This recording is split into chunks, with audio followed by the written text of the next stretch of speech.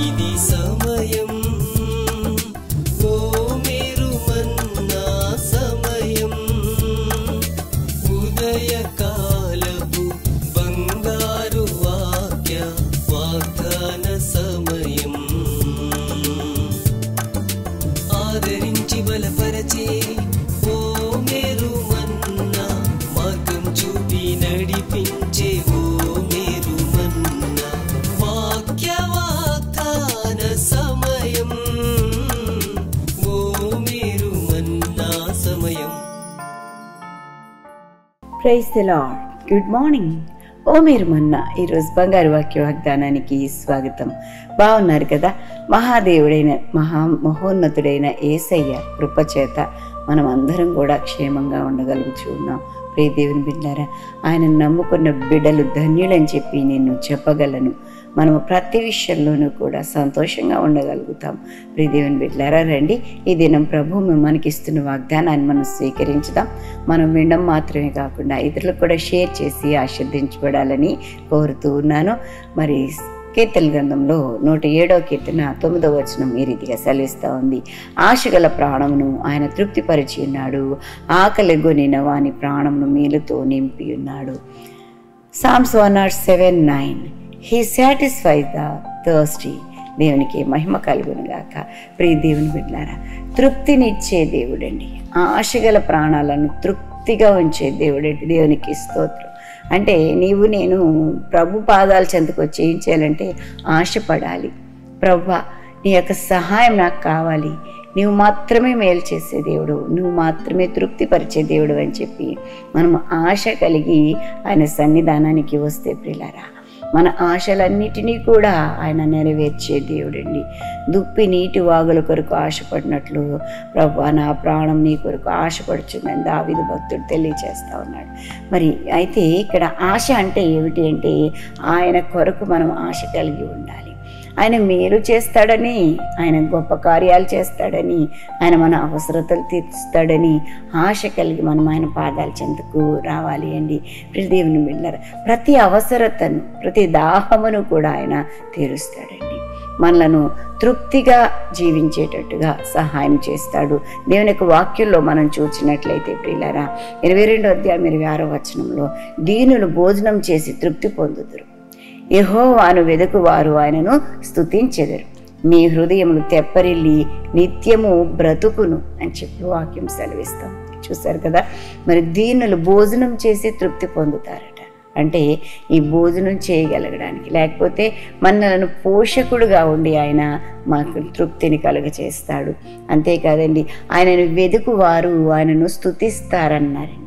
దేవుని యొక్క సన్నిధిలో ఆశ కలిగి ఉండాలి. ఎందుకు అంటే ఆయనను స్తుతించడానికి. ఆయన వెదకు వారు ధన్యులు ప్రియులారా. ఆయన మన హృదయాలను తెప్పరిల్ల చేస్తాడండి.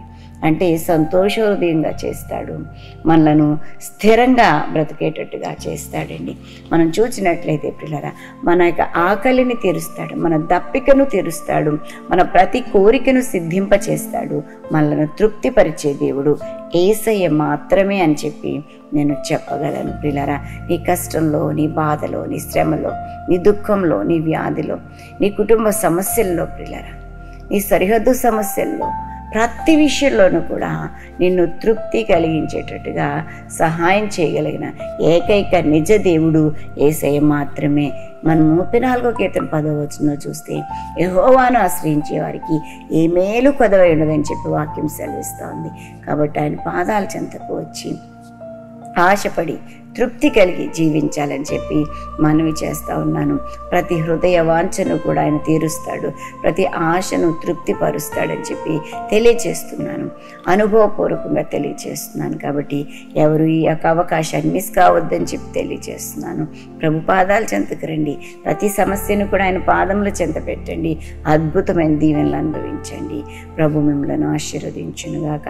అటు విధమైన కృపా భాగ్యం చేత మనలందరినీ తృప్తిపరిచి నడిపించునుగాక. ఆమేన్. ప్రియులారా, ఈ దినం బర్త్డేస్, వెడ్డింగ్ యానివర్సరీస్ జరిపించుకొచ్చిన వారికి శుభాలు తెలియజేస్తున్నాను. ఈ నూతన వస్త్రంలో నూతనమైన దీవెనలు ప్రభు మీకు ప్రసాదించును గాక. మీ కొరకు ఒక వాగ్దానాన్ని జ్ఞాపకం చేస్తాను. యెషయా గ్రంథం 60వ అధ్యాయం 15వ వచనం చూస్తే, నిన్ను బహుతరములకు సంతోష కారణంగా చేసేదను. దేవునికి మహిమ కలుగును గాక. చూశారు కదా, తరతరాలకి సంతోష కారణంగా చేస్తాడట. ఈ వాగ్దానాన్ని స్వీకరించి మీరు ఆశీర్వదించబడండి. ఆశగల ప్రాణాలను ఆయన తృప్తిపరుస్తారు. ప్రార్థన చేస్తాను, నాతో ఏకీభవించండి. పరిశుద్ధుడానికి వందనాలు చెల్లిస్తున్నాను. మహిమగల దేవుడానికి వందనాలు నాయన. ఆయన ఆశగల ప్రాణాలను తృప్తిపరుస్తారన్నారు ప్రభా. నయనానికి వందనాలు చెల్లిస్తున్నాను నాయన. ఆకలి కొనిన వారికి ఆహారం అనుగ్రహిస్తానని వాగ్దానం చేసావు ప్రభా. అవును, తృప్తినిచ్చే దేవుడవు నీవే ప్రభా. ఆయన మనుషులు ఏవేవో కోరికల చేత ప్రభా తృప్తి లేక జీవిస్తున్న సమయంలో ప్రభా నా యొద్దకు రండి, నేను మిమ్మలను సంతృప్తి కలిగిన వారిగా జీవింపచేస్తానని చెప్పి, సంతుష్టి కలిగిన వారిగా, సంతోష కారణంగా చేస్తానని వాగ్దానం చేస్తున్నావు ప్రభా. అవును, మీరు నమ్మదగిన వాడు తండ్రి. నువ్వు మాట ఇచ్చి నెరవేర్చే దేవుడు ప్రభా. నీ పాదాల చెంత వచ్చి వారిని ఎన్నడూ త్రోసివేసే దేవుడు కాదు నాయన. మా బిడ్డలు ప్రభా నీ సన్నిధానికి వస్తున్నారు ప్రభా, నిన్ను ఆశ్రయిస్తున్నారు ప్రభా. నిన్ను ఆశ్రయించే వారికి ఏ మేలు కొదవలేదని చెప్పి వాగ్దానం చేస్తున్నారు. వీటన్నిటిని మా బిడ్డల బ్రతుకులను నెరవేర్చండి. ఈ దిన దీవెనలను అనుగ్రహించండి. ప్రయాణాల్లో, పనుల్లో, ఉద్యోగ ధర్మాలు నిర్వర్తించడంలో మీ సన్నిధి తోడుగా ఉంచండి. ఇంకా ఎవరైనా ఈ దినాన్ని బట్టి చీకులో, చింతలో, వ్యాధులు, కష్టంలో, ఇరుకులు, ఇబ్బందులు ఉంటే విడిపించి రక్షించమని వేడుకుంటున్నాను తండ్రి. నీకు స్తోత్రాలు చెల్లిస్తున్నాను ప్రభా. నిన్నుగాక నాయన, నీవుగాక మరి ఎవరున్నారు నాయన తండ్రి. నిన్నుగాక మేము ఎవరిని ఆశ్రయించగలం ప్రభా. నీ సహాయం మా బిడ్డలకు అనుగ్రహించి నడిపించి మహిమ పొందుకోమని నీ కృపకల హస్తాలకు బిడ్డలను సమర్పించుకుంటూ ప్రభా మేలుతో బిడ్డల హృదయాలు తృప్తిపరచమని తండ్రి. ప్రత్యేకించి మీరే పోషకుడుగా, సంరక్షకుడుగా, ఆలోచనకర్తగా ఇదిని ఉండండి. సహాయం చేయండి.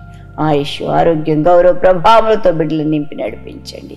యేసు నామం అడిగి వేడుకుంటూ ప్రార్థన చేయుచున్నాము తండ్రి. ఆమేన్. మన తండ్రిని దేవుని ప్రేమ, కుమారుడైన యేసుక్రీస్తు కృప, పరిశుద్ధాత్మ దేవదేవుని విన్న సహవాసం బిడ్డలెల్లరికూ సదా తోడై ఉండునుగాక. ఆమేన్. ఆమేన్. Have a great day. God bless you all.